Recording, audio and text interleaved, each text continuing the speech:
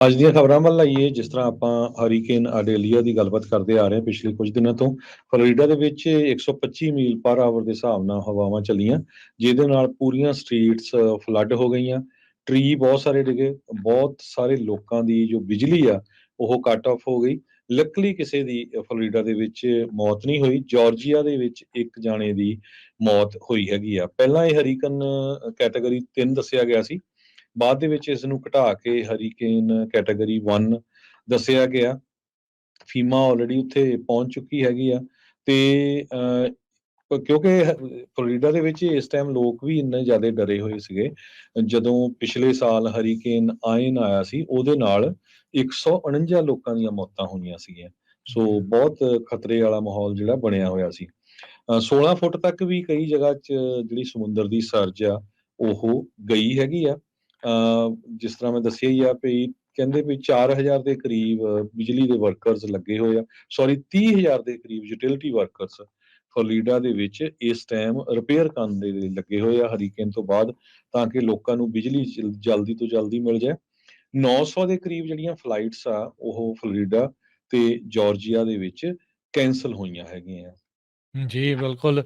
ਸੋ ਸਥਿਤੀ ਕਾਫੀ ਜਿਹੜੀ ਆ ਮੰਦੀ ਕਹਿ ਸਕਦੇ ਹਾਂ ਵੀ ਉਹ ਬਣੀ ਹੋਈ ਆ। ਫਲੱਡਿੰਗ ਹੀ ਫਲੱਡਿੰਗ, ਚੌਂ ਚੁਫੇਰੇ ਪਾਣੀ ਹੀ ਪਾਣੀ ਜਿਹੜਾ ਆ ਉਹ ਇਸ ਟਾਈਮ ਦੇਖਿਆ ਜਾ ਰਿਹਾ ਆ।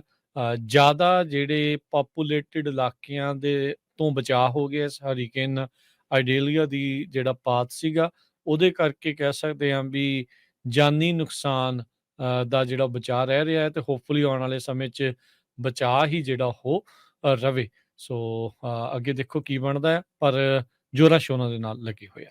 ਅਗਲੀ ਗੱਲ ਕਰੀਏ ਸੈਨੇਟਰ ਮਿਚ ਮੈਕੋਨਲ। ਬੜੇ ਸਿਆਸਤਦਾਨਾਂ ਦੀ ਗੱਲ ਆਪਾਂ ਬੜੇ ਚਿਰ ਤੋਂ ਕਰਦੇ ਆ ਰਹੇ ਹਾਂ। ਸਾਡੀ ਕੈਲੀਫੋਰਨੀਆ ਦੀ ਇੱਕ ਸੈਨੇਟਰ ਆ, ਉਸ ਨੂੰ ਲੈ ਕੇ ਵੀ ਆਪਾਂ ਫਾਈਨਸਟਾਈਨ ਉਹਨਾਂ ਦੇ ਬਾਰੇ ਚਰਚਾ ਕੀਤੀ ਆ। ਮਿਚ ਮੈਕੋਨਲ ਇੱਕ ਵਾਰੀ ਫੇਰ ਚੱਲਦੀ ਪ੍ਰੈਸ ਕਾਨਫਰੰਸ ਦੇ ਵਿੱਚ ਬਿਲਕੁਲ ਚੁੱਪ ਹੋ ਗਏ। ਉਹਨਾਂ ਨੂੰ ਪਤਾ ਹੀ ਨਹੀਂ ਸੀ ਲੱਗ ਰਿਹਾ ਕੀ ਹੋ ਰਿਹਾ। ਅਕਸਰ ਰਾਈਟ ਵਿੰਗ ਵਾਲੇ ਜਦੋਂ ਜੋ ਬਾਈਡਨ ਮਾੜਾ ਮੋਟਾ ਉੱਤੇ ਥੱਲੇ ਬੋਲਦੇ ਆ, ਜਿਹੜੇ ਉਹਨਾਂ ਦੇ ਬੁਢਾਪੇ ਦੇ ਜਿਹੜੇ ਲੱਛਣ ਨਜ਼ਰ ਆਉਂਦੇ ਆ, ਉਹਨੂੰ ਲੈ ਕੇ ਗੱਲਬਾਤ ਕਰਦੇ ਆ। ਤਾਂ ਹੁਣ ਮਿਚ ਮੈਕੋਨਲ ਵੀ ਉਦਾਂ ਹੀ ਆਏ ਆ, ਤੇ ਕਈ ਜਿਹੜੇ ਰਿਪਬਲਿਕਨਸ ਆ ਉਹਨਾਂ ਨੇ ਉਸ ਤੇ ਉਲਟ ਵੀ ਬੋਲਿਆ ਆ।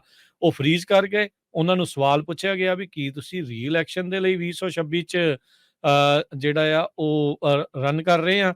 2 ਵਾਰੀ ਸਵਾਲ ਪੁੱਛਿਆ ਗਿਆ। ਉਹਨਾਂ ਦੇ ਜਿਹੜੇ ਸਾਥੀ ਸੀ ਉਹਨਾਂ ਨੇ ਵੀ ਕਿਹਾ ਵੀ ਸੈਨੇਟਰ ਤੁਹਾਨੂੰ ਪਤਾ ਲੱਗਾ ਸਵਾਲ ਦਾ।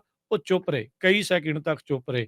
ਅੱਜ ਤੋਂ ਕੁਝ ਮਹੀਨੇ ਪਹਿਲਾਂ ਵੀ ਇਦਾਂ ਹੀ ਸੈਨੇਟ ਦੇ ਜਿਹੜੇ ਮਾਈਨੋਰਟੀ ਲੀਡਰ ਮਿਚ ਮੈਕੋਨਲ ਆ, ਉਹ ਫਰੀਜ਼ ਹੋ ਗਏ ਸੀ 30 ਸੈਕਿੰਡ ਤੋਂ ਵੀ ਵੱਧ।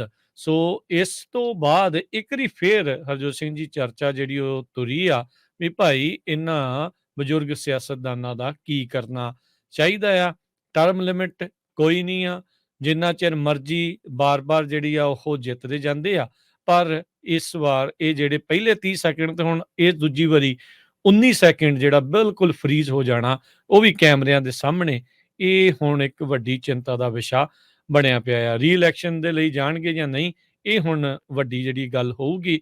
ਪਰ ਮਿਚ ਮੈਕੋਨਲ ਦੀ ਲੱਗਦਾ ਨਹੀਂ ਆ ਵੀ ਸਿਹਤ ਪੂਰੀ ਤਰ੍ਹਾਂ ਠੀਕ ਹੈਗੀ ਆ। ਕੁਐਸਚਨ ਆਨਸਰ ਦੇ ਇਸ ਦੌਰ ਦੇ ਵਿੱਚ ਉਹ ਚੁੱਪ ਧਾਰ ਗਏ।